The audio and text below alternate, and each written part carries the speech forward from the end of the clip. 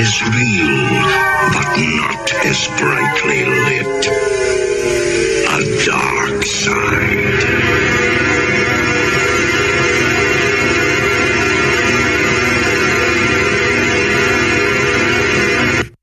These three defendants conspired to commit shocking crimes of abuse against young and defenceless victims. The prosecution case was that Ian Watkins was the ringleader of this terrible conspiracy, and it is right that his sentence reflects this. He is a highly dangerous and manipulative individual who preyed on his victims in a calculated manner. The other two defendants were active participants in the most shocking abuse of their own children. They too have received sentences that reflect their admissions of guilt to these offences. It is beyond belief that adults would commit such appalling acts against children and young people, and our thoughts remain with the victims and those close to them. They are the ones who now have to deal with the longer-term effects of what has happened, and I hope they're able to receive the care and support that they need to move on with their lives. They should be free to do this without any additional concerns about the protection of their identity, and I hope that their legal rights will be respected in this regard. Instead of arresting people for molesting children 24 times, I would rather the dad walked into the room, found a person molesting that child, and blew his brains out. I don't like repeat offenders. I like dead offenders.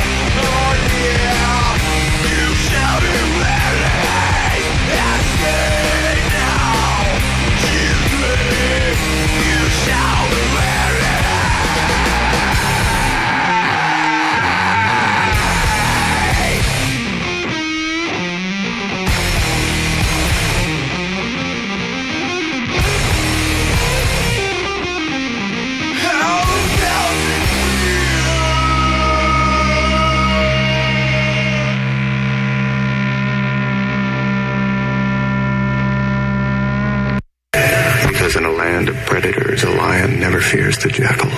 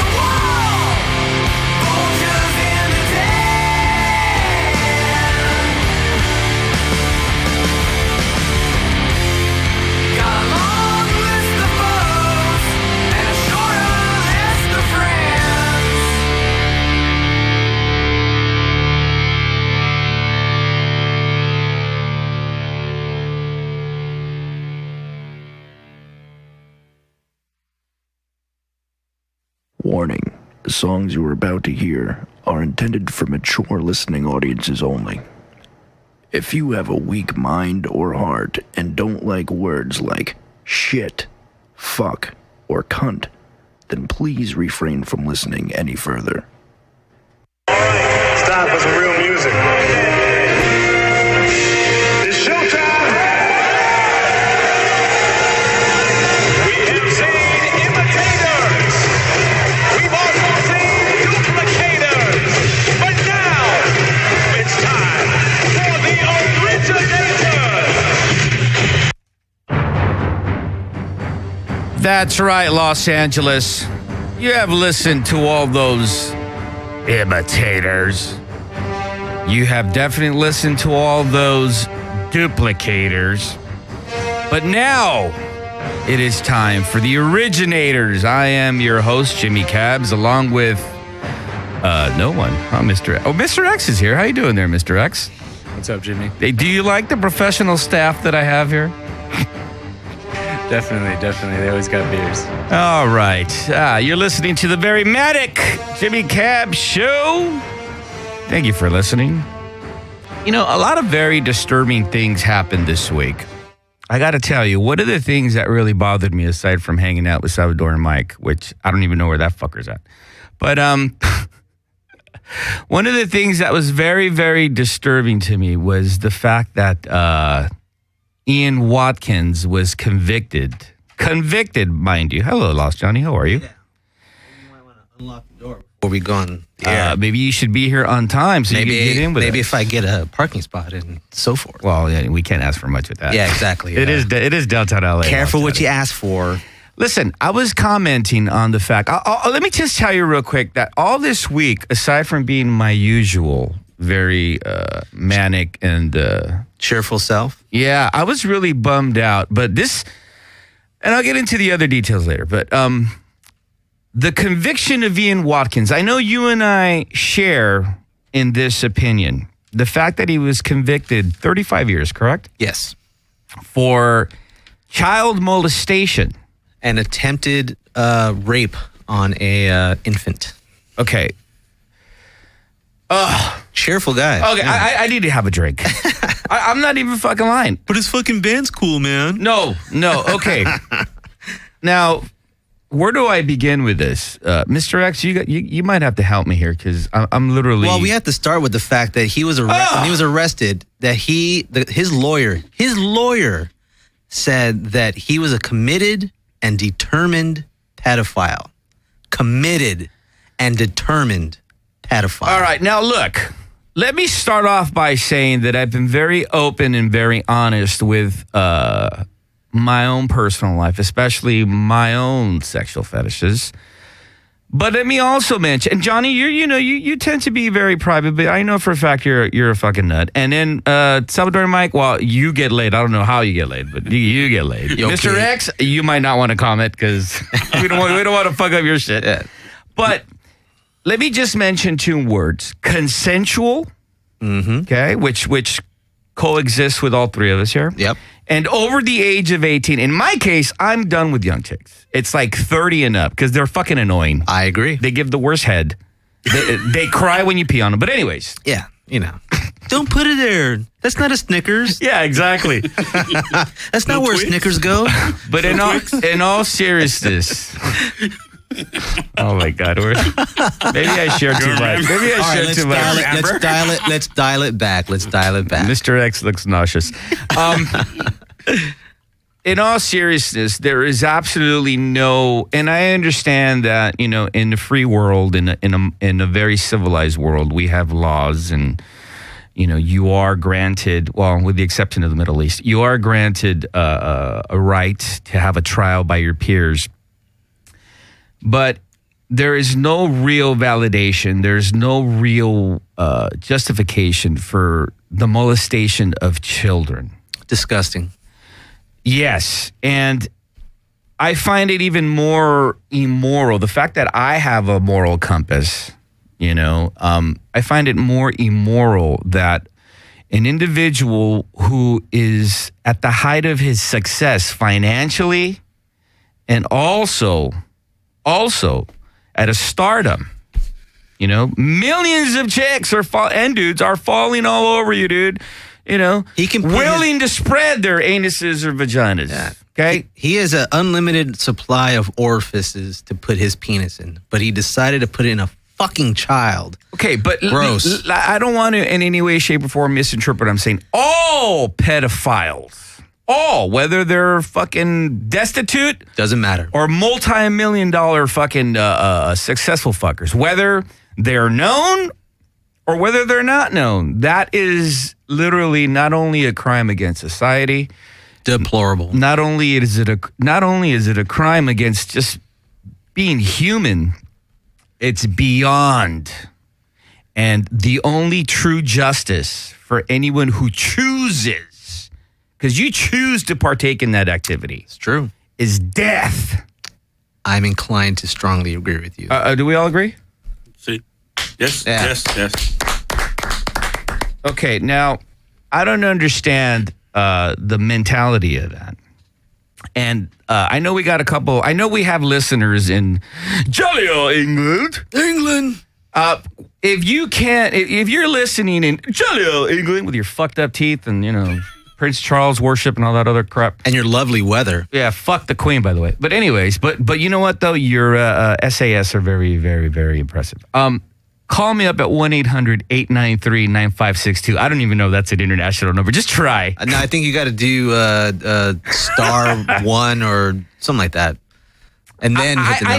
I need to know because, listen, England is no joke. They got some heavy motherfuckers over there. Well, and it's also, you have to take into consideration. They're not all Boy George type guys. No.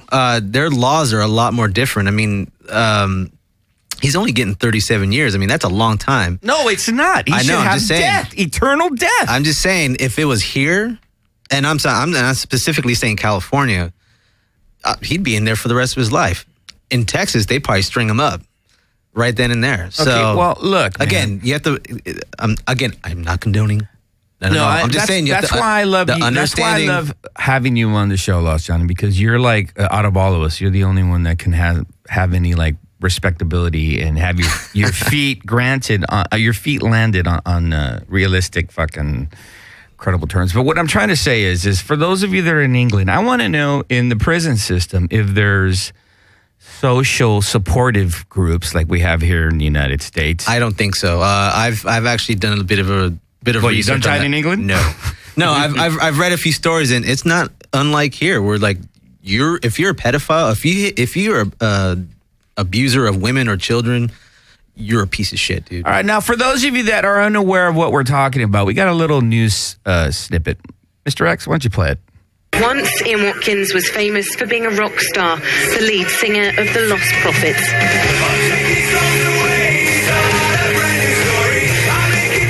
Now, he's an infamous paedophile, exposed as a dangerous character who plumbed new depths of depravity and today sentenced to 35 years. His two female co-defendants, who can't be named, were handed 31 years between them. The judge at Cardiff Crown Court said those who have appeared in these courts over many years see a large number of horrific cases. This case, however, breaks new ground. I am satisfied that you are a deeply corrupting influence. You are highly manipulative. You are a sexual predator. You are dangerous. The public, and in particular young females, need protection from you.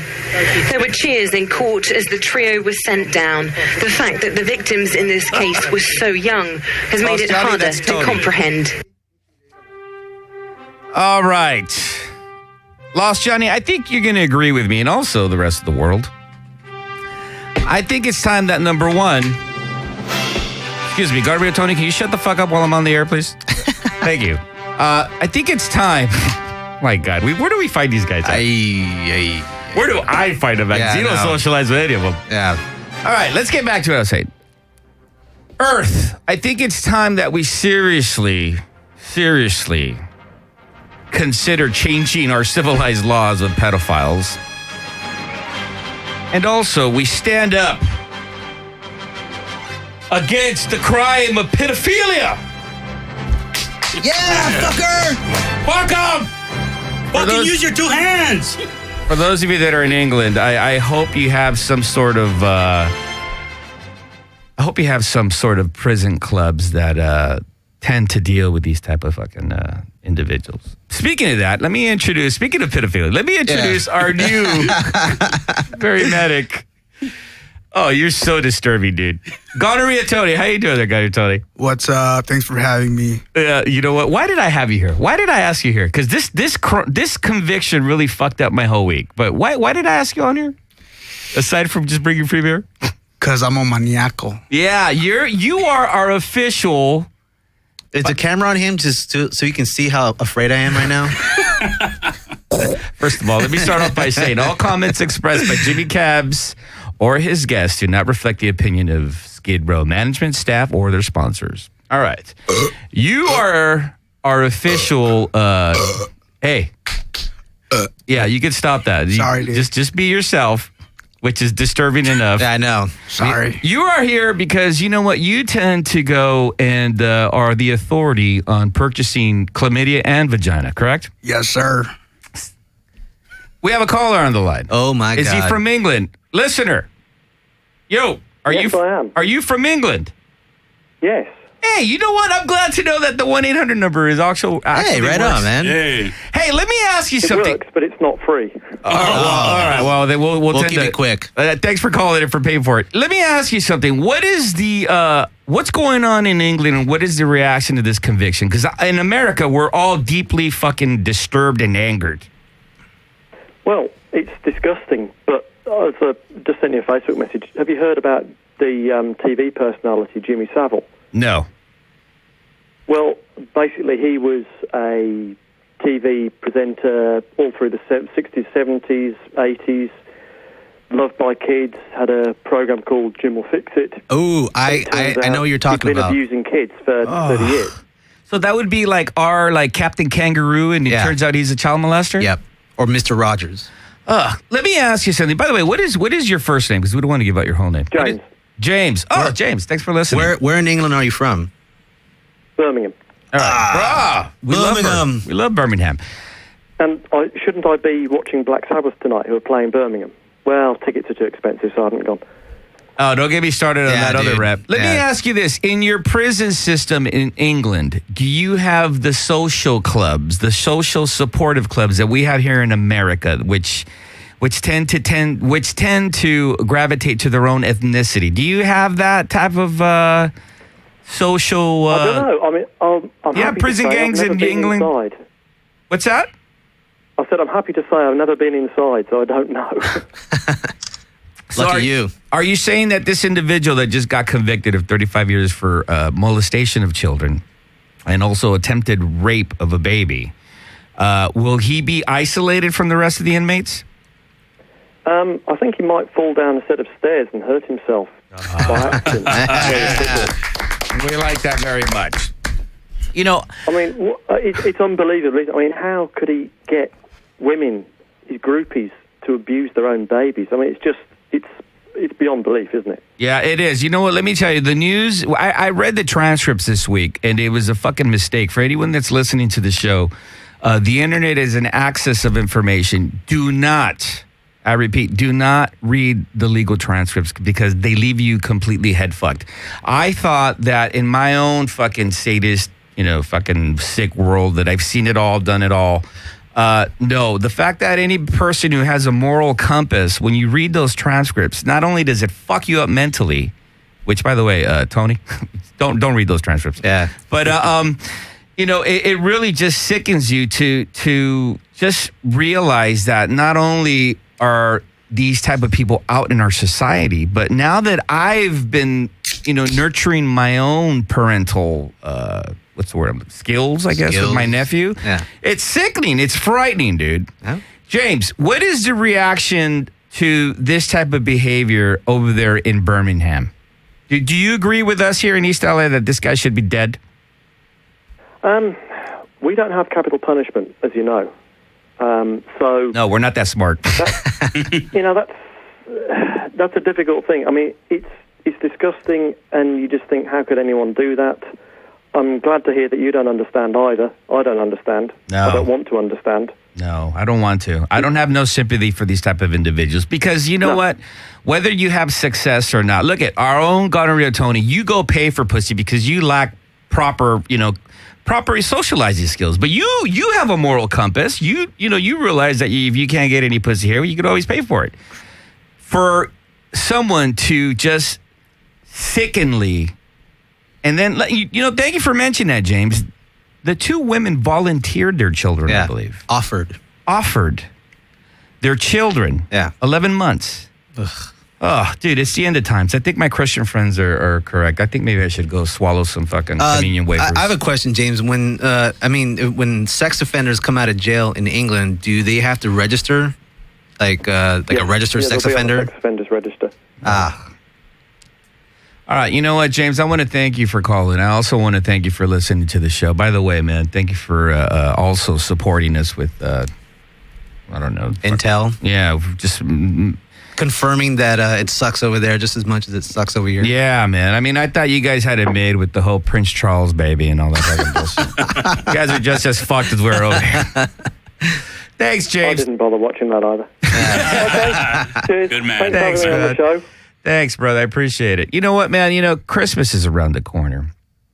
And speaking of pedophiles, the only thing that I want for Christmas, I actually wrote a letter to Santa. Dear Santa, I want Ian Watkins dead.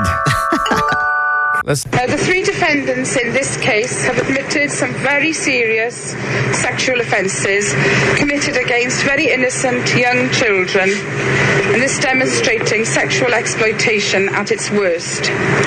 A number of the victims are far too young to be able to understand what has happened to them, yet the defendants exploited them for their own gratification. The prosecution case is based on very robust evidence that was uncovered by the investigation team and by the South Wales Police High Tech Department. The CPS team has worked very closely with the police to build a strong case, and this has been a major factor in today's guilty pleas. The CPS will not tolerate child abuse.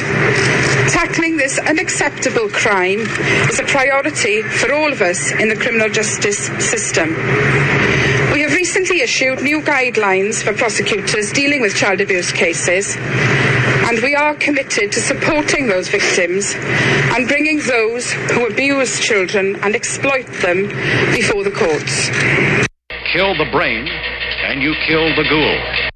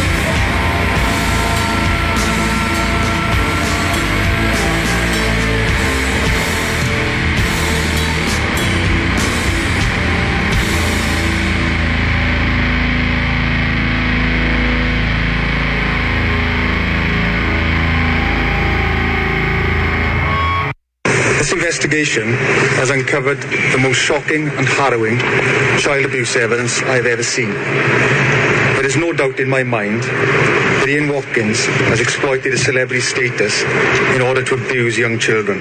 You do that and I'll kill you.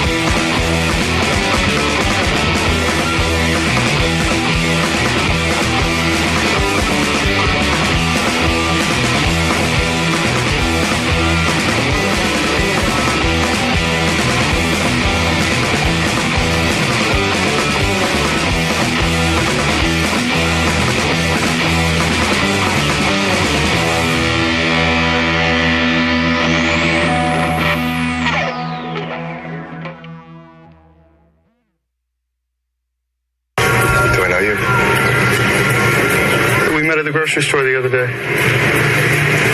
I don't recall. You asked my girlfriend's daughter to help you find the Cheerios. Oh, right. So what can I do for you? Shut the fuck up, Nathan. Stay away from my kids. What? Sorry, buddy, you got the wrong idea. I saw you at the beach yesterday with your camera. I'm a photographer. I always have a camera with me. I know who you are. I know what you are. Once I made a horrible mistake and I paid the price for it. I did my time. But I'm not like that anymore. I learned my lesson. I've changed. You haven't changed. It's impossible.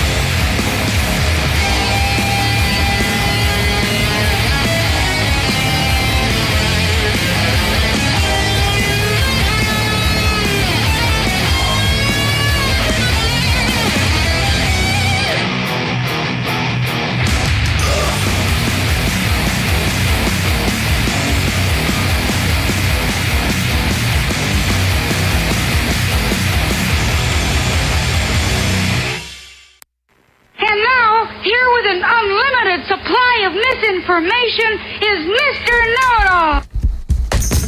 All right. I want to thank our listener from England, Birmingham, England. With, by the way, Birmingham is like the East LA version of England. Yep, pretty much. So, also, Manchester's no fucking walk in the park either. So I want to thank James for calling in and definitely collaborating our international sentiments, and realizing confirming our fears that it sucks just as bad as in England as it does here. So, oh my God, awesome. Lost Johnny, what did we hear from beginning to end? We started the set while we were all locked outside with, speaking of Birmingham, Church of Misery. Although they're from Japan, the song they wrote about, Lambs to Slaughter, was written about Ian Brady and Myra Hindley, who were responsible for the Moors murders in Manchester in 1965. From their latest record, Thy Kingdom Scum. After that, we heard ASG, the song Blood Drive from their record of the same name. After that, we heard Chicago's own Indian. I love that record. I love that band. I cannot wait for them to come back here. They got a new record out that's called From All Purity. The name of that song is called Rape. After that, we heard Paul Bearer. I like that record. It took maybe second or third time to really dig on it, but I'm a fan. Devoid of Redemption from their record Sorrow and Extinction. After that, we heard another English band, Uncle Acid and the Deadbeats. Another second spin for me to really dig on. I'm Here to Kill You. Oh Boy from their record Bloodlust. And we ended the set with Mammoth Grinder from their record Underworlds. The song is called Revenge. Yeah, that segment right there is dedicated to Ian Watkins. I hope that, like I said, I hope Santa reads my letter, because all I want for Christmas this year is Ian Watkins dead. Yeah. By the way, all comments expressed by Jimmy Cabs do not reflect in any way, shape, or form. Although we all agree with it. It's like James said, hopefully he falls down a fucking flight of stairs. So. Yeah, Fingers crossed. hopefully someone in the kitchen there will accidentally put glass in his food. Anyways, what I forgot to mention, because, this week has been very traumatic for me. Also, Tom Laughlin died. Do you know who Tom Laughlin is, Lost Johnny? Remind me. Billy Jack. That's a little before my time. Okay, Billy Jack is a character that Tom Laughlin created. He made 3 movies, but he's known predominantly for the first one, which is Billy Jack. And when I was a child, as you know, because you and I know each other extensively like this. Absolutely. When I was a child, I had a father in the household, meaning I wasn't fatherless, but I was emotionally fatherless. My dad was, typical Mexican guy going to work, and when he was home, he didn't give a fuck. They don't know anything about child bonding or no baseball. Salvador Mike, I think you would agree, right? Like, do you even know who your father is? Who the fuck is he?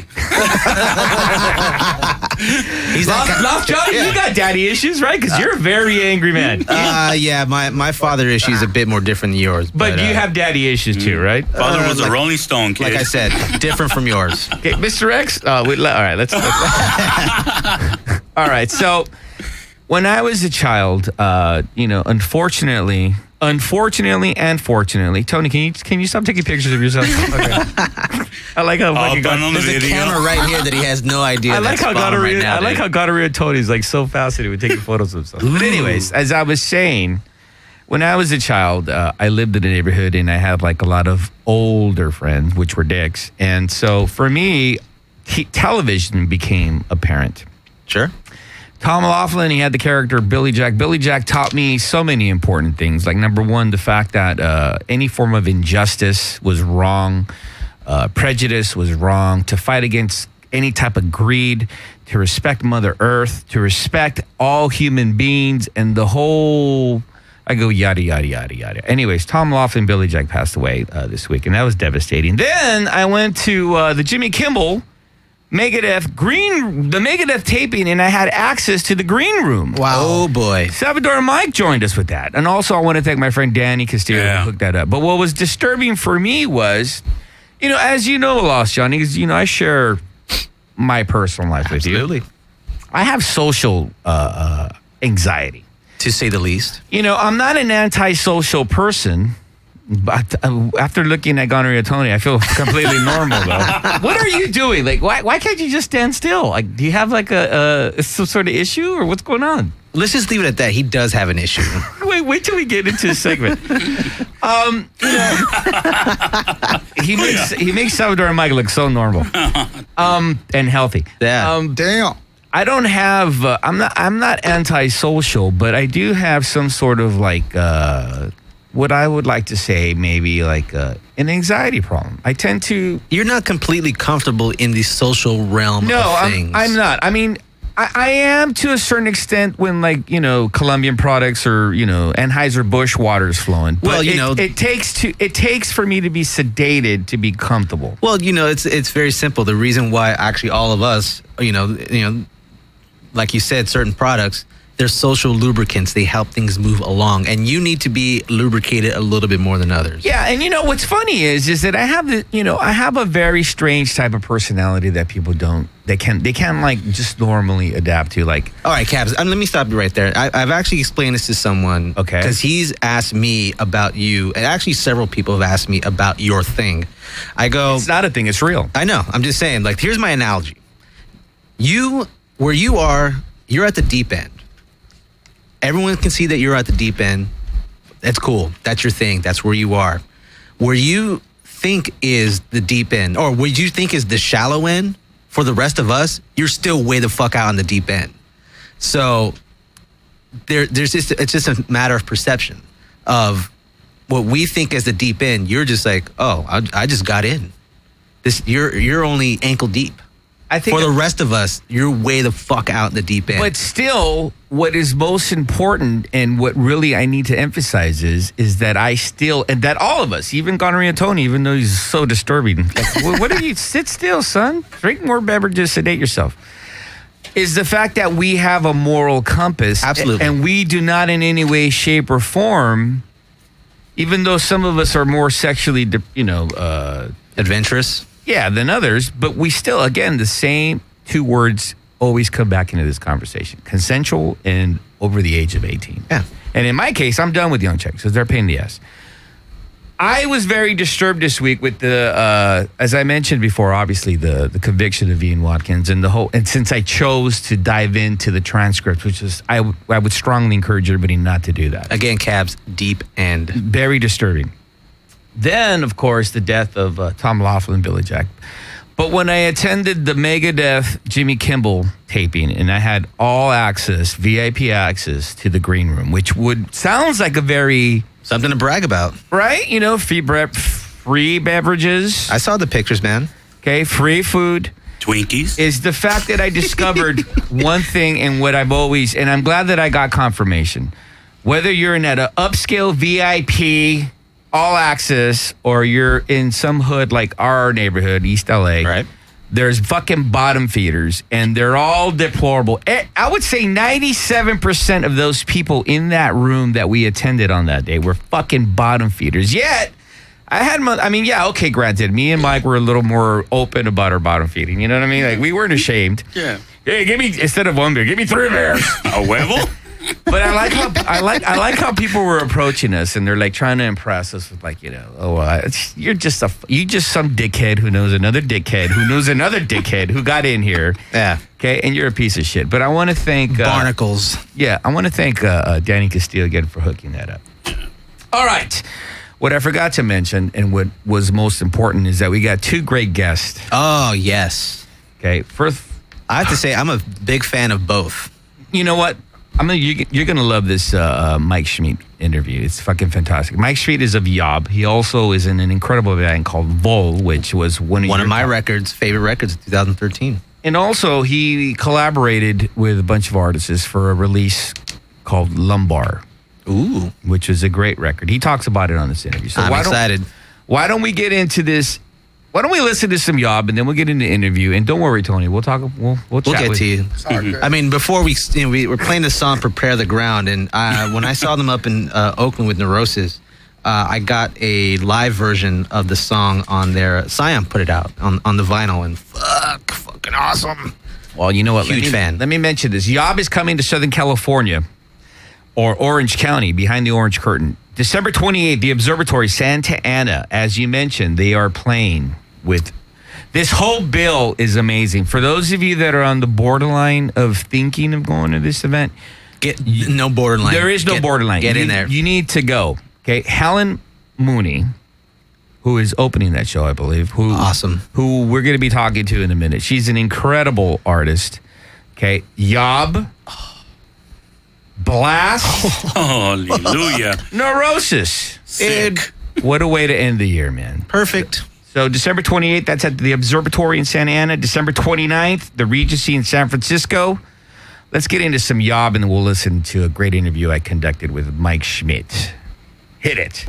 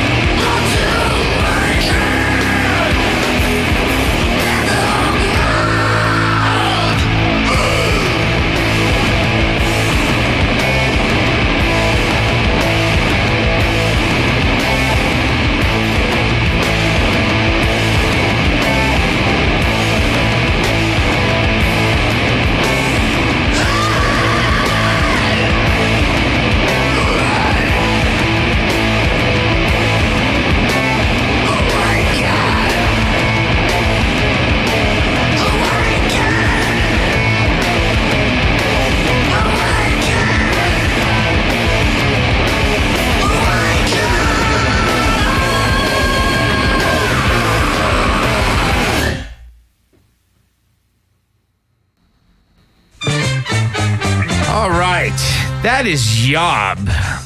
Again, Sick. December 28th, Observatory, Santa Ana, playing with Neurosis, Blast, Helen Mooney. December 29th, the Regency Ballroom, San Francisco. We got a great interview with Mike Schmidt. He really, this is an exclusive interview. He really opens up. He talks about what he's doing with Yob, what's going on with his other projects. You know what? Let's just get into it. Mr. X, hit it. This is the Very Manic Jimmy Cap Show with special guest Mike Schmidt of Yob. How you doing there, bro? Doing excellent, man. How you doing? Dude, there's so much to talk to you about. I mean, boy, what a busy year you had this year, man. Why don't we first start off with what's going on with Yob? We've been busting our asses, getting ready to record in February. So we've been working on new material and turning down tons of gigs.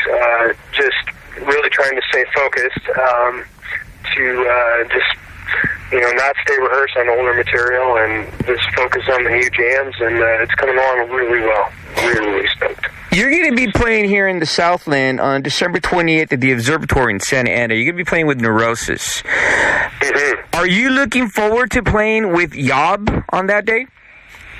Absolutely. Because it has been a while since you played, right? Yeah, it's been, oh man, I can't remember last time, honestly.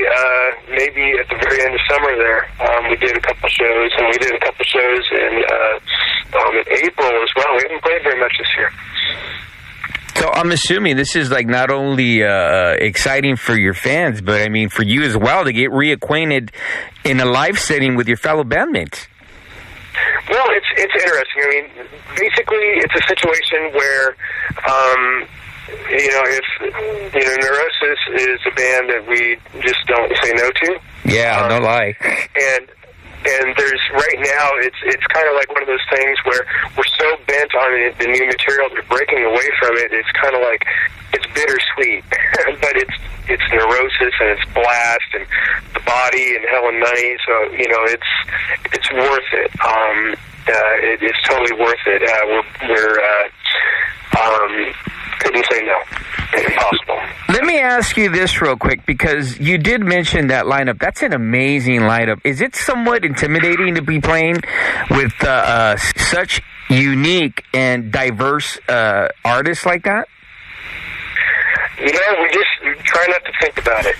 We just try to look at it as every act is amazing and, in their own way, occupy this incredible space in the universe that's all theirs, and we just show up and be us, and then we get to take part in witnessing a just amazing show. So, but yeah, I mean, if we start thinking about it too much, I mean, we've shared the stage with a lot of our heroes, and it's just a matter of just trying to just do our best, like all we can be is us. So any amount of extra anxiety around it or anything is just not helpful. So we're just be us, do our thing, stay in our set time, play as good as we can, get out of there, enjoy the show. Yeah, there you go. I mean, one of the things that's very interesting and very unique about your band is, and as I mentioned when we spoke before, is when you guys are on stage, there is such a camaraderie and there is such an energy that is really just propelled at the audience, where the audience itself is not only involved in your show, but at the same time you can just see that you guys are vibing off each other, man. It's an incredible live show. It's a must. Let's talk about the new record. What is just to be able to get back with your bandmates and write new material, especially since you yourself as an artist, you've been branching out with other musical experiments or other groups, which we'll get into in a minute. How do you drive that energy, that creative energy, to start writing Yob material?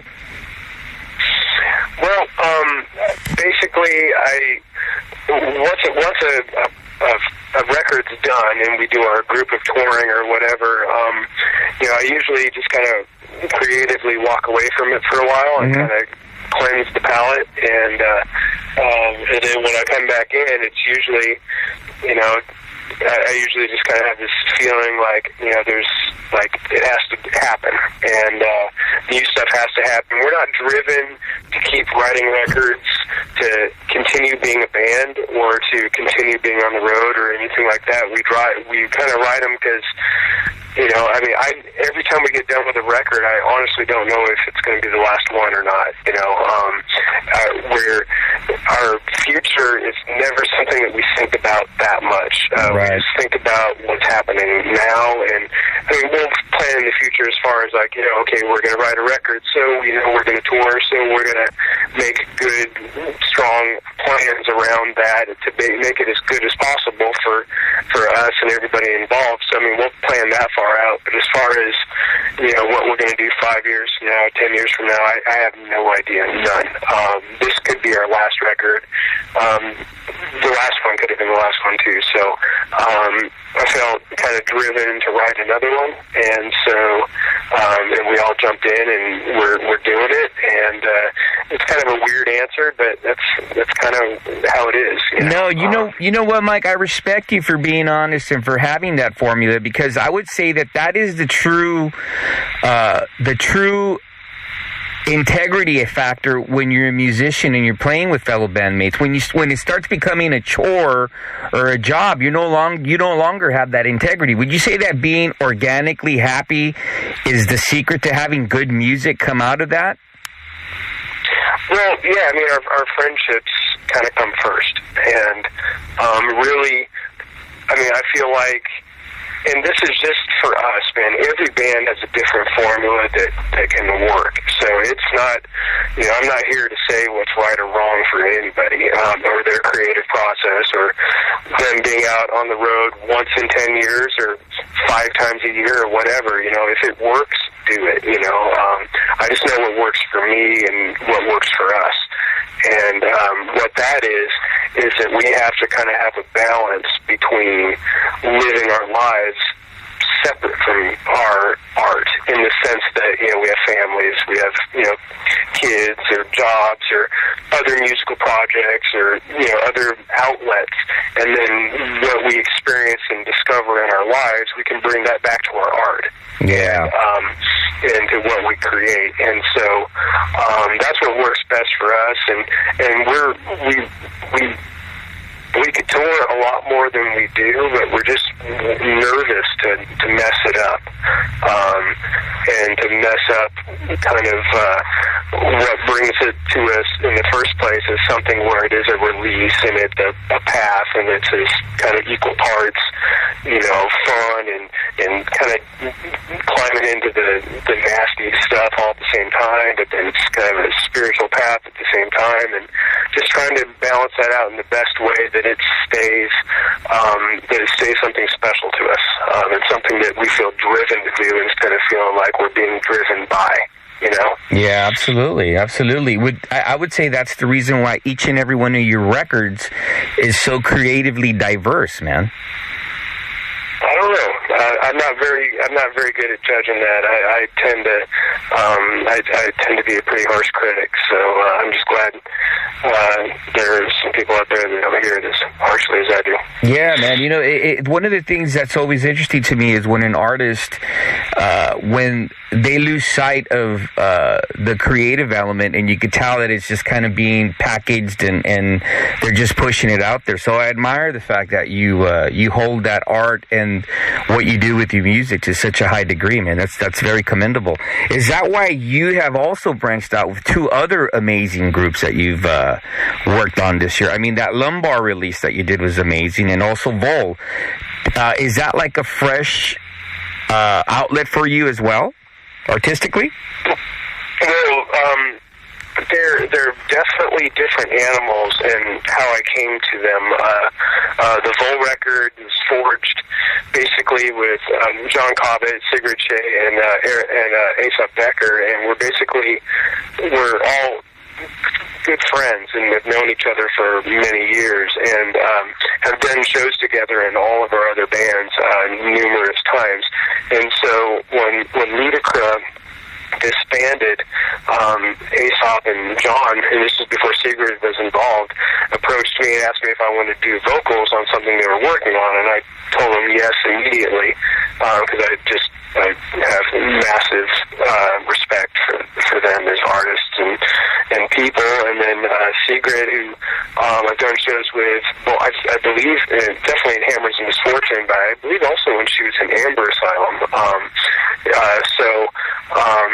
We just all had these roots, and so for us to come together and do some stuff that kind of was, influenced from the Ludacra style, which I'm a massive Ludacra fan, and so that was kind of exciting. And then, but it's also has a lot of different elements in it, these punk rock elements and these kind of grandiose, almost to me anyway, kind of like 70s arrangements, and they're not 70s overtly, but it's just they're so big and complex. John's such a crazy writer, and so for me to not play guitar and climb into music that I didn't compose at all, and then writing lyrics to these incredible compositions that they were coming up with, it pushed me into all sorts of different places creatively. So that was amazing, and continues to be really satisfying.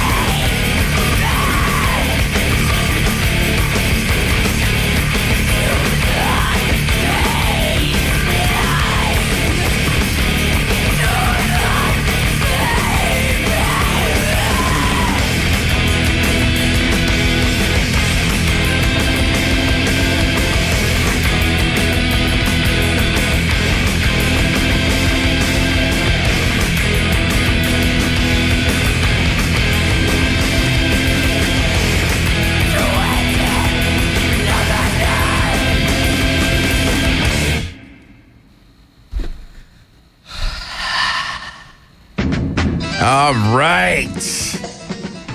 Hey, that was part one of an interview, exclusive interview I did with Mike Scheidt of Yob. Let me mention again, December 28th, Yob is playing the Observatory Santa Ana with, please listen to this lineup. Helen Mooney, Yob, Blast, the original Blast. The original Blast. SST Blast. Neurosis.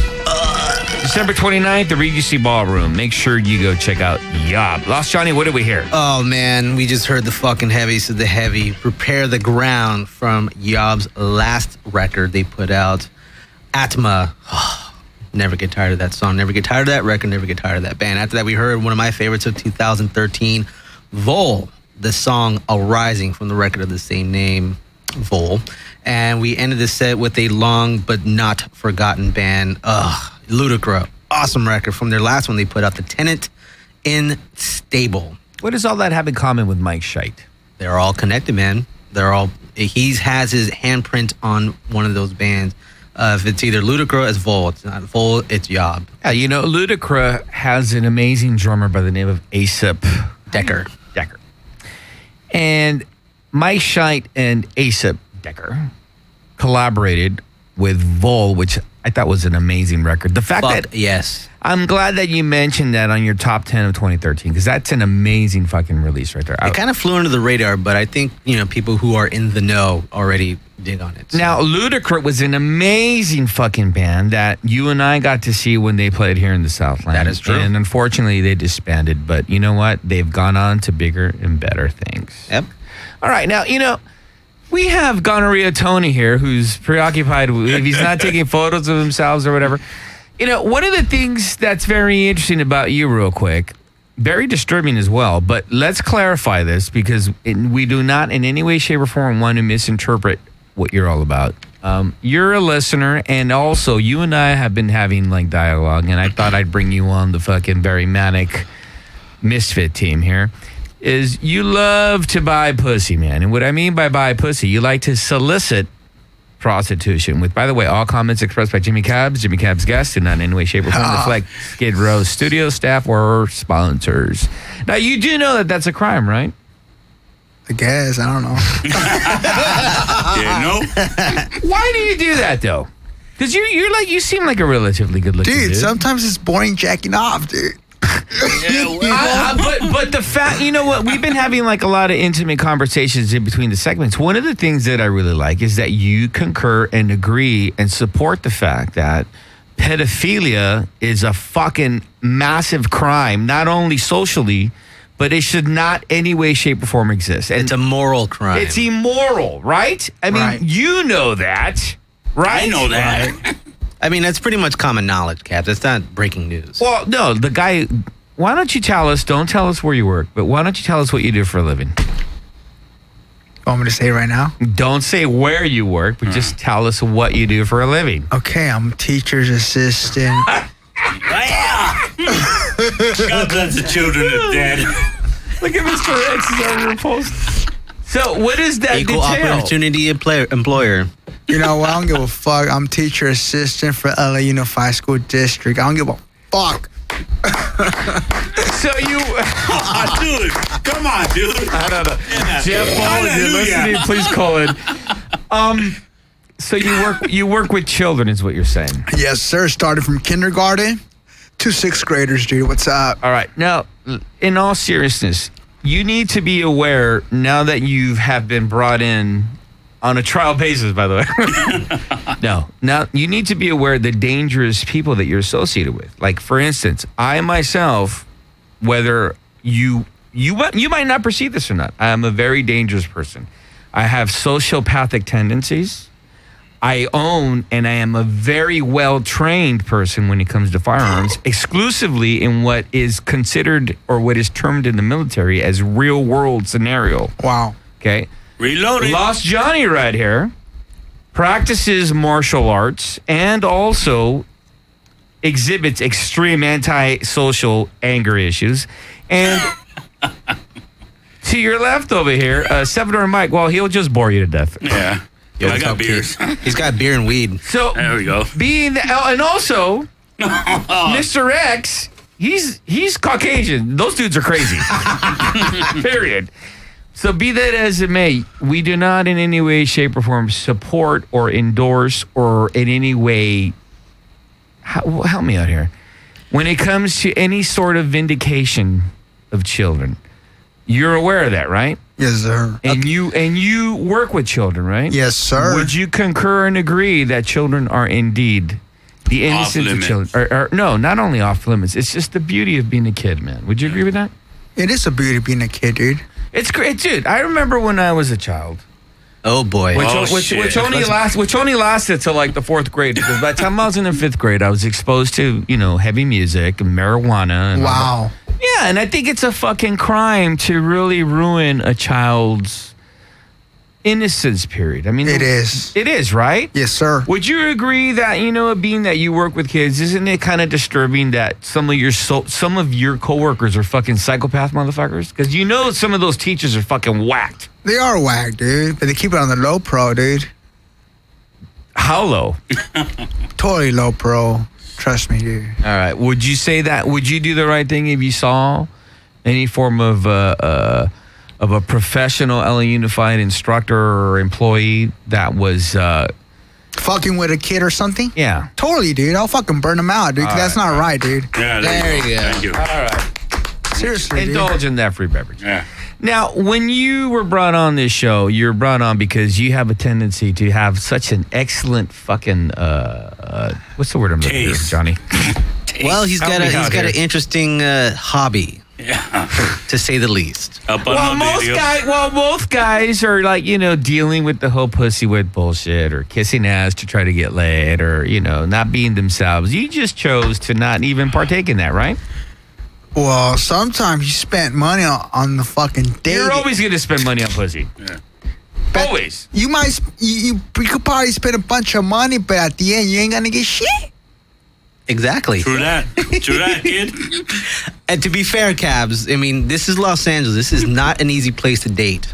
And this goes both ways. Like, it's not easy to be a guy and try to date girls here. It is not easy for a girl. Now, you and I have a lot in common, aside from us both liking extreme music and also the fact that you and I both believe that children should be protective. Totally, dude. You and I both live with our parents. Hell yeah. Oh, that's black metal, dude. Fuck you. Right. Okay. So, it's hard. It's not hard because, Lost Johnny, you can attest to this. I get laid. He does. I get laid a lot. I have personality. Hook me up, dude. Dude, I have a personality. I have a great sense of humor. I would like to say, even though some females might disagree, I'm somewhat relatively good looking, even though I'm an older, aging, decomposing young man. But personality means a lot. Totally, dude. Girls like sense of humor, dude. Dude, I know. That's it. They don't give a fuck how you look. Sense of humor, personality, good vibe. That's it. That's it. So, why do you solicit prostitution? Because I'm a horn dog. But being that prostitution is illegal, you don't worry about, possibly getting arrested and totally, dude. Dude, I'm worried about getting my car taken away, dude. Fuck that, dude. That's one of the reasons when I'm cruising down Figueroa. And, dude, trust me, dude. I'm cruising down Figueroa, dude.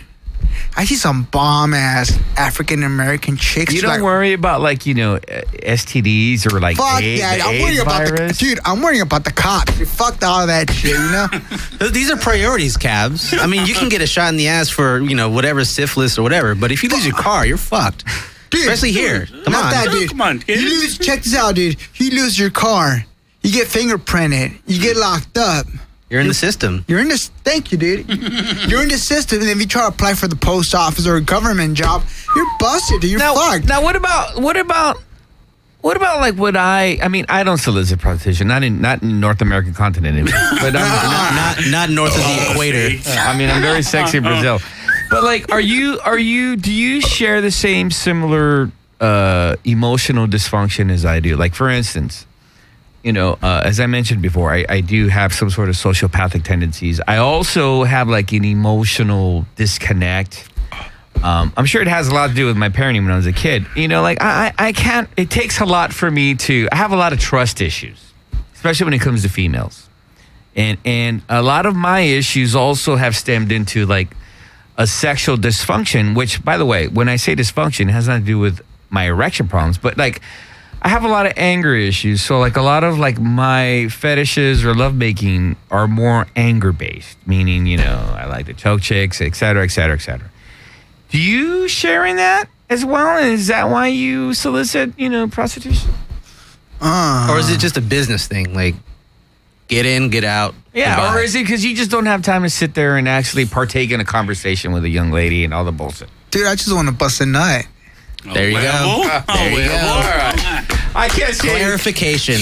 All right. We're going to be having more segments with Gonorrhea Tony. Gonorrhea Tony is a fucking gold mine. I love the fact how he makes fucking Lost Johnny and Salvador Mike uncomfortable. But he concurs and agrees that any victimization of children is wrong. Totally disgusting, dude. And again, I got to emphasize the true penalty for that crime is death. Oh yeah, totally, dude. Right? That's fucked up, dude. Kids are our future, dude. There you go. And this is the guy who's gonna fucking teach them. That's what you gotta do. I hope. Thank God these prostitutes can't conceive. All right, let's listen to part 2 of what a segue. Yeah. Okay, let's listen to part 2 of the Mike Shite of Yob interview, and then we're going to be talking to Helen Mooney, which is an amazing artist. Hit it, Mr. X. The Lumbar record was, I think a lot of folks know the story of Aaron Edge and his struggles with multiple sclerosis, and he approached me to do vocals on a number of songs that he had written, and he had them all in a garage band program, and he wanted me to do some vocals on them, and this was with the idea also that, you know, he told me that he'd been diagnosed with this disease, and that he was going to, you know, he wanted to do this record and get it out there for, you know, for creative, artistic reasons. Also, he needed, you know, he's hopefully just be able to sell some of this stuff to help with his medical bills. And yeah. And I told him that I would be way into helping him do that, but that we needed to not do it in GarageBand, that we needed to find a studio and kind of up the production level, and you know, because it's part of his legacy, you know, particularly when he says that he doesn't think he can play music anymore. I'm just kind of like, well, let's make this as good as possible, and that's when we called Tad up, and who agreed to help out with it immediately, and that became just its own kind of crazy momentum. Like 3 months before I did that record, the Lumbar record, I didn't know that we were going to be doing it. So all of a sudden, here it is, and we're doing it, and it ends up becoming this incredibly emotional, insanely weird, but yet heavy, and you know, it goes so many places. It's hard to come up with words to describe that record exactly for me, but I think you know, between doing that and then you know, doing a couple guest appearances, and I've done a couple solo tours this year also. It's been busy, man. 2013's been busy for sure. Yeah, I got to say, man, you really have been out there. Wow, it's just what an incredible year for you. Let's get back to the Yob release. So you're going to be going back in the studio. Do you find it that when every time you enter the studio, do you feel energized by that experience, or is it intimidating? Because artistically, when you have your music and then you enter the studio, there's always that perfection element. You know what I mean? About trying to touch up here, this and that. And I feel a lot of artists lose the human element of the song. Do you go through that? Talk to me a little bit about your studio experience. Well, I mean, when we go in the studio to record, I mean, we try to be as rehearsed as we can, so that we can be, so that we're not struggling for takes, you know, particularly because we don't like to cut up songs. So, you know, if we have an 18-minute or a 20-minute song, we kind of really like to do it in one run if possible, and try to keep it as true to a live performance as possible. And certainly we'll layer rhythm guitars and solos and vocals and whatnot, but we try to keep those rhythm tracks as live as we can keep them. And so, and with that, there will be be some, texture, meaning little things that might be out here and there, but, we're just trying to go for as much heart in our performance as possible and really climb into a space where we're really into it and try not to worry so much about the red recording light beyond and being more focused about really laying down our songs as good as we can. And yeah, I like it when things are pretty rehearsed and tightened up, but at the same time, especially when I'm layering guitars, if things line up just absolutely perfectly, things get smaller. If there are things that are kind of slightly out of step here and there, it actually can make for these giant, huge, complex-sounding recordings. And so I don't mind there being a little bit of waver here and there in things. And certainly when it comes to vocals, I just really don't like auto-tune, and so it's just me, and I'll hit it however much I need to make sure that it's a real performance. Right on, man. When can we expect this record? The new Yob record? September next year would be my guess. Is there a working title already, or are you still, creatively fine-tuning everything? Still fine-tuning everything. But I'll be digging into all of that very soon. All right. And this record will be released on Profound Lore Records? It's going to be released, the deals for the release are like 95% done. Okay. So, I can't, part of it will be, the CD and digital will be out on Neurot. So it's going to be on the Neurosis record label. Wow. And the vinyl's going to be on Relapse. Oh, on Relapse. Okay, I'm sorry about that. All right. Okay, well, let's mention again. None of that's been out there in the world, so but it will be. December 28th, you're going to be playing an exceptional show with, Jesus, this bill is just incredible. There's no reason for anyone not to be disappointed with this bill. That is going to be at the Observatory. You're going to be playing with Neurosis in Santa Ana. And then December 29th, you're going to be playing at the Regency Room in San Francisco. And I believe that's it, correct? Yeah, that's it, man. That's all the shows we have booked until Roadburn. Oh, wow. How do you feel about playing that, man? Oh, that's I hope I go when I die. Mike, I want to tell you, it's been a pleasure talking to you, dude, and I'm really looking forward to hearing the new Yob. As I mentioned before, for those of you that are not aware, make sure you pick up Vol and also Lumbar, two incredible records, dude. Great, amazing work in 2013. I look forward to 2014 and seeing what you release, man. Yeah, 2014 is going to be a blast. I'm pretty excited. Cool, man. Thanks for taking the time to talk to me. Thank you, Jimmy. Really appreciate it, man. There may come a moment in time when I'll enjoy this. There may come a moment. For the time being, buddy, you'll eat what is prescribed to eat. And if you've got any set of deep-rooted complaints, you put them down on a ledger someplace. Don't spray them all over me. It's a waste of effort. It's also dull, and it's tough to live with. You read me? Loud and clear. Then dwell on it. And while you're dwelling on it, you might count a few blessings. We can survive. We walked away from it without a single bone out of place. Now the standing order is as follows. You've got tears to shed. Save them for night and weep them into your pillow. Don't bother me with them. Now how do you read me? Still loud and clear, Commander.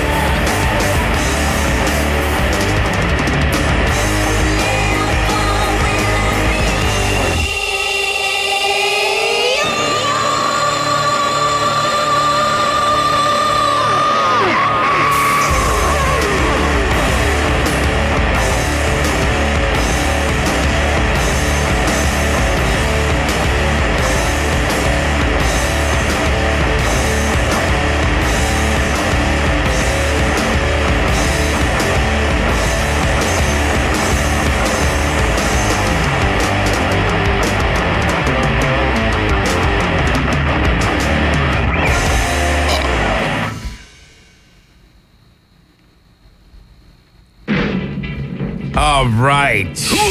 Lost Johnny, what did we hear? Oh, man. Ether, yob, catharsis. Oh, heavy in the heavy. And we started this set with some new stuff from Mr. Mike Schmidt, Lembar, Day One, from the record The First and Last Days of Unwelcome. Ooh, I can't wait to hear the rest of that stuff. Heavy, heavy stuff. But what'd you expect from Mike Schmidt? Yeah, you know what? I want to thank Mike Schmidt for taking the time to talk to me and giving me an exclusive interview. As you heard on the interview, Yob, because the guy is so talented, so versatile. He has so many projects going on. Yob is going to be playing, again, Yob returns to Southern California December 28th, the Observatory, Santa Ana with Neurosis. Blast. Helen Mooney. I already got my ticket, man. Right? Right? What more do we want? Right? Exactly. December 29th, the Regency, Southern California. San Francisco. All right. You know, Helen Mooney is a very interesting artist. I was very fortunate to see her live experience. I believe we both saw it. I think she opened for Lycus? Yeah. You know, and one of the interesting things about this artist is, there's a whole revolution going on with extreme underground music where it's really branching out, really being artistically and musically innovative and revolutionary. Helen Mooney is an incredible fucking artist, man. She is a classically trained cellist. Is that cellist? Is that the that is the proper pronunciation? Now, you would not think that in the underground extreme movement that when you see a performer perform with a cello that it could be heavy. Let me correct everybody's ignorant thinking. Yeah, far from it. You know, it is not only such a heavy musical experience, but it also transcends the live audience and also anyone who picks up her new record, by the way, which is called Arriving Angels. Arriving Angels. That's her new record. Thank you, Johnny. Thank you, Cabs, for throwing that back at me. We're very spontaneous. You know, it is a very, I would like to say, very unique live experience because not only does her performance captivate a true innovative essence, but it's mesmerizing to see her really transcend that instrument into a whole new. Exactly. I mean, what she's doing is taking something ancient in terms of taking a very classical instrument and applying it to very modern techniques. I mean, she's taking stuff from Wagner and Chopin and fucking applying it to say like what fucking Lemmy's doing. Because, I mean, it's going through all these different, fuzz pedals and whatnot. So, I mean, she's not only transcending genres, she's transcending electricity. Fuck. I mean, would you say that her live experience, not only is it being like uniquely creative, but I mean, for anyone who is not, because I mean, you know what I really like about 2013 is the fact that there's a lot of musicians that are really trying to break new ground and really captivate and capture. It's not just the exchange of like, come on, let's rock out. It's a thing. You have to invest. You have to put your energy and focus into what the artist is doing. Yeah, let me mention some dates. So anyway, she's playing with, of course, Yob, Neurosis, Blast. December 28th at the Santa Ana the Observatory. You need to experience the Helen Mooney live show. I mean, I can't go into any more detail other than saying that it's just immensely macabre and it's beautiful. Worth it. It is. But this is the beauty of it. So January 3rd, Denver, Colorado. She's playing with Sleep. Oh, what? Fuck. Albuquerque. I like how when like Salvador Mike gets inebriated, he wants to like share and jump on the mic. Yeah. Other than that, he's completely useless. Yeah, I hear chirps. Yeah, right? All right. Thank you for your contribution. Fucking up everything I'm trying to do. But anyways, January 3rd, Denver, Colorado. Sleep. January 4th, Albuquerque, New Mexico. She's playing at the Sunshine Theater. You know what? Let's just get into it. Let's just play it. Play it, dude. Let's get into some Helen Mooney, Mr. X.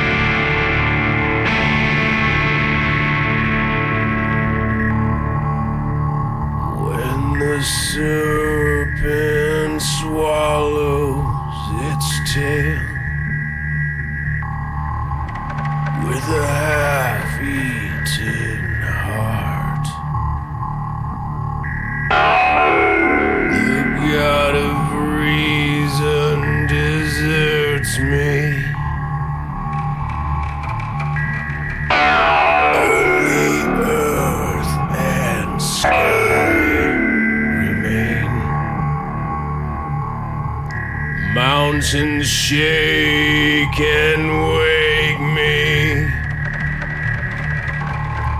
Words of the seeress reveal.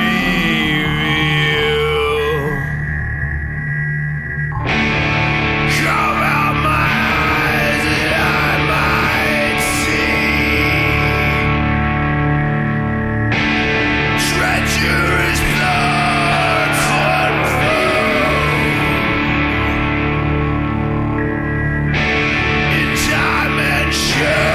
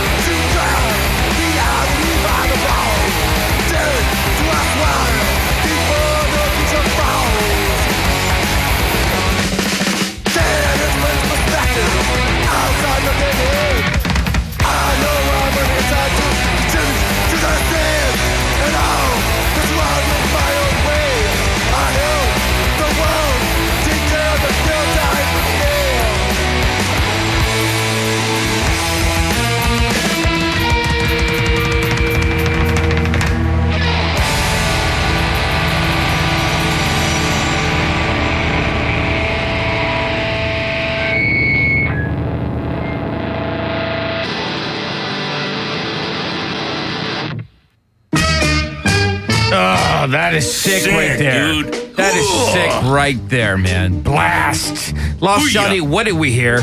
We heard Salvadorian Mike being very enthusiastic. We started the set with Rift, the song from Helen Money from her new record, Arriving Angels. After that, we heard Bleeding the Pigs. Never get tired of that song. From Neurosis, from their latest record, Honor Found in Decay. We ended this set properly with Blast. We just got off on this. Only Time Will Tell from their record Blood, which just came out on Southern Lord. Oh, we're going to go see him. It's going to be fucking awesome, man. Yeah, that's right. Let me mention this. December 28th. This is an impeccable fucking true show right here at the Observatory Santa Ana. Neurosis, Blast, of course, Yob, and what an amazing artist, Helen Mooney. I believe I have her on the line. Helen Mooney, are you on the line there? Yeah, I am. Thank you for being very much on the Very Manic Jimmy Cap Show. Let me first start off by saying how impressed I am. I was fortunate enough to see your performance a couple of months ago at the 5-Star Bar. Oh, yeah.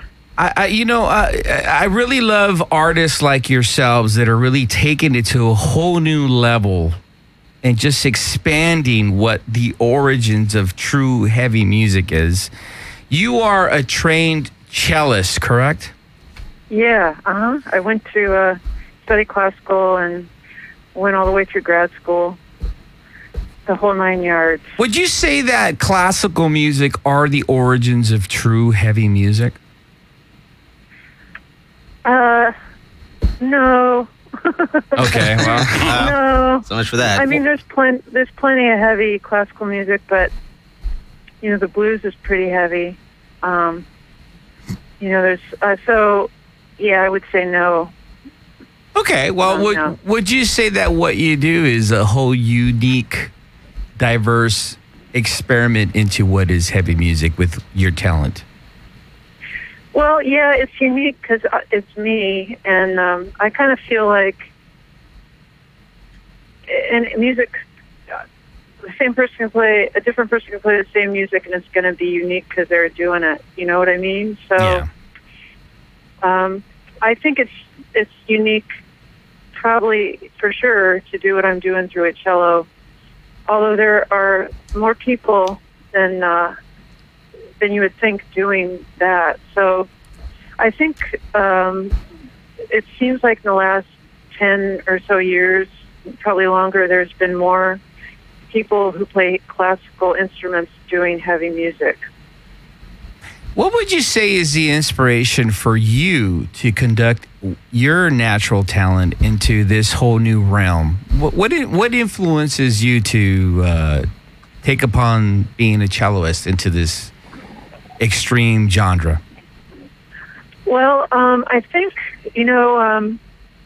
I just, for some reason, started to play when I was a kid, and at some point it's just become the way that I've expressed myself.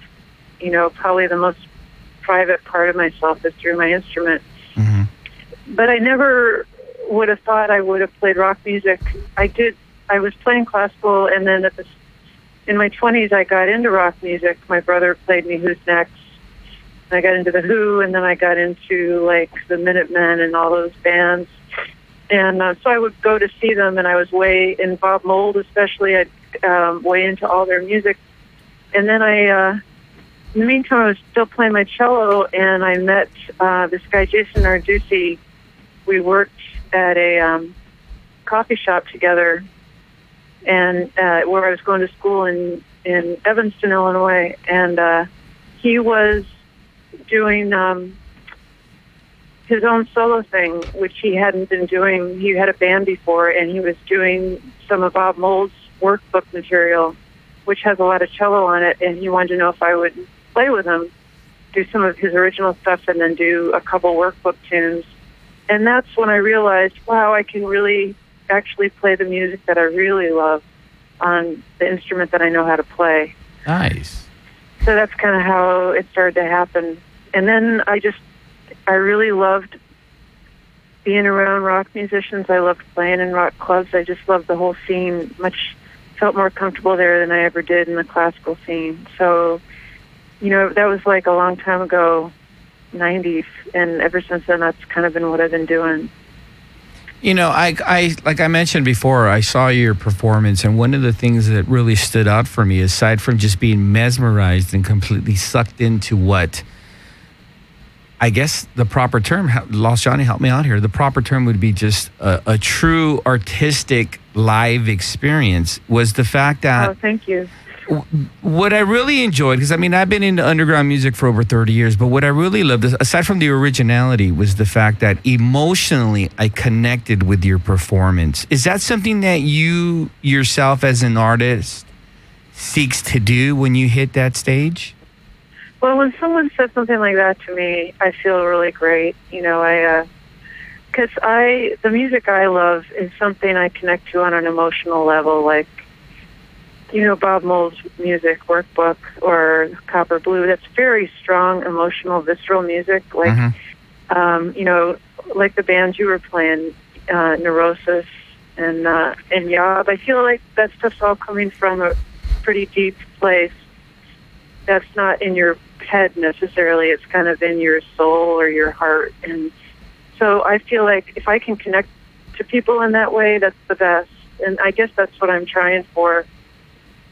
You know, you achieved that very well. Have you ever encountered audiences, though? Because I don't want to, like, sugarcoat this. In the extreme underground music scene, there's a very open-mindedness, but yet there's still a small fragment of, what's the proper word, Johnny? Ignorance?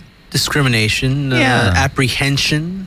Yeah, like when have you encountered that? Because when I saw you perform, I was listening to some of the commentary in the audience when they saw you with the cello, and they're like, what is this? And then within the next couple of minutes, once you began your performance, everybody was mesmerized. And by the end of your performance, everybody was a fan. But would you encounter that in different geographical parts of the United States? Yeah, I mean, I feel like the metal scene and the heavy music scene, the people in that are... Like you say, they're like, I don't know what the word is for it. They're in it for the music, and they're there to hear something and to feel something. And I find they're so open-minded, and they're right there with you. Mm-hmm. And once in a while, I'll play for an audience that doesn't get it, but that's often not a heavy or a metal audience. So I just feel really fortunate to have found this audience that I can play for and connect with. And I feel like they've given me a lot back as far as knowing what direction to keep going with my music. So I just think it's a really wonderful scene. And it's not something I would have thought I would have found myself in, but I'm really glad I am in it. You know, one of the things that I want to point out is that because when you think of classical music, even though, and I don't want to stereotype the underground extreme music listener, because believe it or not, there's a large percentage of them that are very intelligent, very articulate, and very musically vast. Despite Salvadorian Mike. Yeah, despite Salvadorian Mike. But one of the things that I find it interesting is the fact that here you are playing, and with all due respect, you're playing like a very classical, very vintage instrument, but you're really taking the beauty of that instrument to a whole new element and elevating it to not only current times, but also showing the beauty of the heaviness of that instrument. Would you agree with that? Yeah, the cello is perfect for playing dark, very moving music, and it has a really good range. And kind of the best range on the cello is right where it hits you in the chest. You know, it's like the human voice, so I feel like it's kind of really well suited to that. And it also sounds great through like effects, pedals, distortion. So it's kind of, actually the cello is really, I think, well suited for that kind of music. Now, what influences you when you're writing your material? Because let me emphasize this. When you go up on stage, and obviously you've released a record called Arriving Angels. This is all your material. You're not, doing classic tunes from some vintage composers. This is your original material. What influences you to write this material? Well, I guess the music that I don't know, like the music that I originally turned me on to rock, like The Who, or like I said before, I sound like a broken record, Bob Mould. Nice. The subversiveness of what you listen to on a personal level, right? Yeah, and I always am bad about remembering bands that, well, like there's this artist, Tim Hecker, I really like. Of course, I like Neurosis. And, I like Liturgy, but I like anything that's connecting to me on a visceral level and making me feel something. Mm-hmm. And I like it when musicians and people go to a place that's kind of dark. Like, I find that more interesting. Yeah, you know what? I'm glad that you said that, because I've listened to your record and it's very enjoyable. And one of the things that I enjoy the most about it is that there's a real human emotion element to your album. There's a real darkness to it, a real sincere emotion darkness to it. Are you sharing your own professional and also personal experiences into the writing of your album? Yeah. I mean, I definitely am thinking about things like, the past 2 years, I lost both my parents. They were quite old, and my boyfriend and I moved here from Chicago, and he lost his dad. And so there's been the last few years, I've seen a lot of changes, and I've seen my friends go through changes. And so it's kind of it's in the back of my mind. And I guess when I'm writing, I kind of want to try and access those feelings. That's somehow by playing music that accesses that place, I feel like it's very cathartic. Yeah. So, yeah. I guess that's why when you listen to the record, or when I see you perform, there is that emotional connection, because it's sincere, true human emotion that's being transformed into what you are playing live. Yeah, I like to think, I feel pretty serious about it. That's what I like. I like when people go up on stage and they seem really serious about what they're doing, I like that. Let me elaborate this. The one time I saw you play, one of the things that was very impeccable to me that I got to commend you on is that, unlike, and I'm not putting any of these other artists down, where they rely on shtick, or whether it be like extremities and, pyrotechnics or facial or whatever. You go up there and you just are one artist, and you transform that room into whatever you want to do with your performance. And I really, really, truly enjoy that. And I commend you on that. Oh, thank you. Now, you're going to be playing...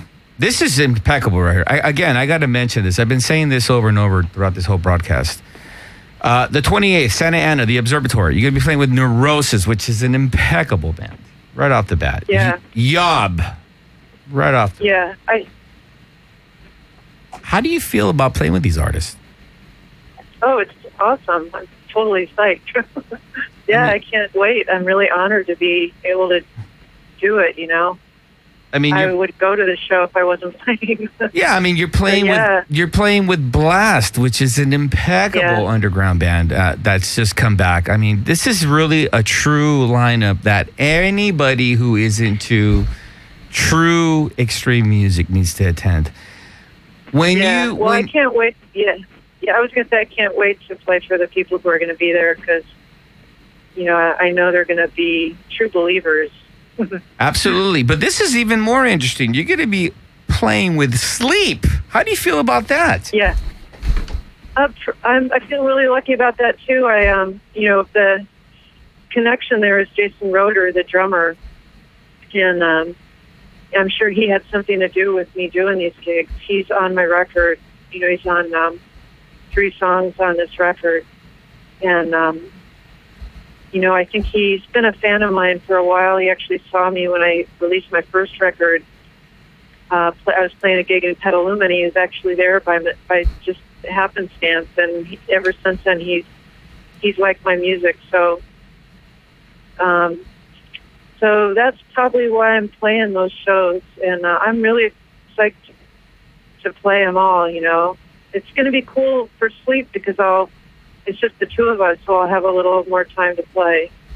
You know what's even more interesting is that Sleep, I would say within the last, Johnny, correct me if I'm wrong, I would say within the last 10 years, their demographic has expanded beyond the normal, underground. Yeah. They've expanded to a whole new market.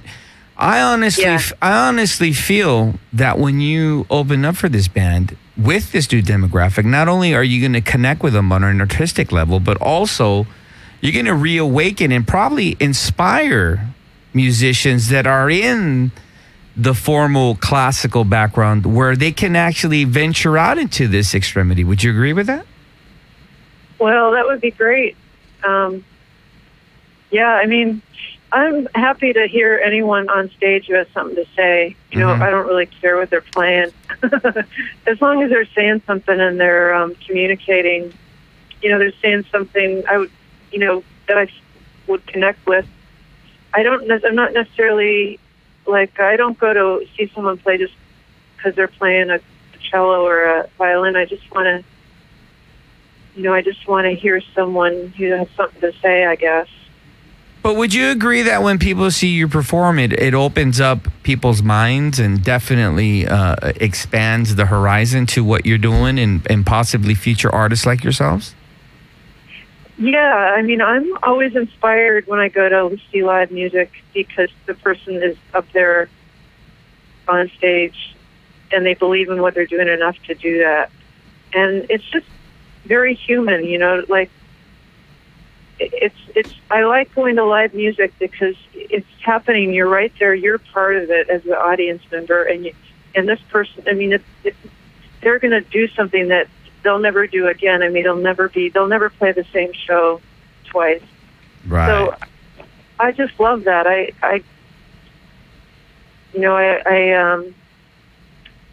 think it's a really cool thing to be able to play for people.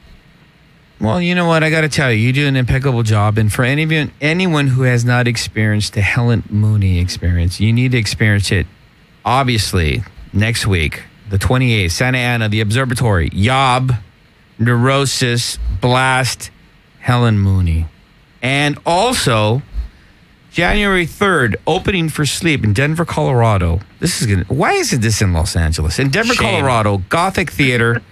On the 4th, Albuquerque, New Mexico, the Sunshine Theater. We need to have this in Los Angeles. Sleep needs to play in Los Angeles with Helen Mooney. This is going to be an impeccable show. Helen Mooney, I want to thank you for taking the time to talk to me on the Very Manic Jimmy Cab Show. How can people get a hold of your music and inquire about you, an amazing artist? Well, I've got a website. It's helenmoney.com. And I've also got a Facebook page. I'm very easy to reach. I'm going to be at after the show in Orange County. I'll be there selling CDs and T-shirts, and I've got my first records out on vinyl now, so I'll have some of those. So if you're at the show, come say hi. I would love to say hi to you. I'm sorry for mispronouncing your name, Helen Money. It's okay. It's all right. I have a long history of doing that. Okay, now, Profound Records, they are the ones that are putting out your amazing record, correct? Profound Lore put out the CD, and then Corpse Flower is putting out the vinyl. Oh, it's nice. a limited edition, yeah. You know what? That would be a great Christmas gift for Jimmy Cabs. Hint, hint, wink, wink. Yeah, no? All right, December 28th, the Observatory, Santa Ana, Neurosis. What more do I have to say? Blast, Yob, Helen Money. Anyone that is attending this show, you need to be there and experience the Helen Money live experience. Not only is it dark, not only is it beautiful, it is extremely a whole new venture, a whole new experience in live music. I want to Thank you. And get there early. Yeah, get there early. I'm on at 7:30, so don't lollygag in the parking lot. Yeah. You know what? Thank you for pointing that out. 7:30. Make sure you experience Helen Mooney or Money. 7:30. Right. Get there. Get there. Okay, thanks, Jimmy. I want to thank you for taking the time to talk to us, darling. Okay. Cheers. Let's listen to Cheers. some more Helen Money. Hit it.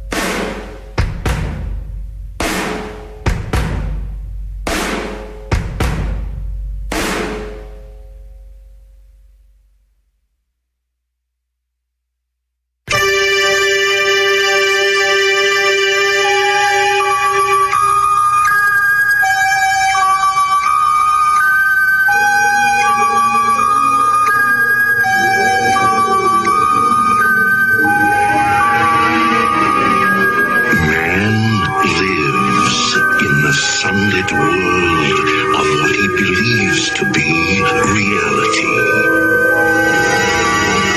But there is, unseen by most, an underworld, a place that is just as real, but not as brightly lit.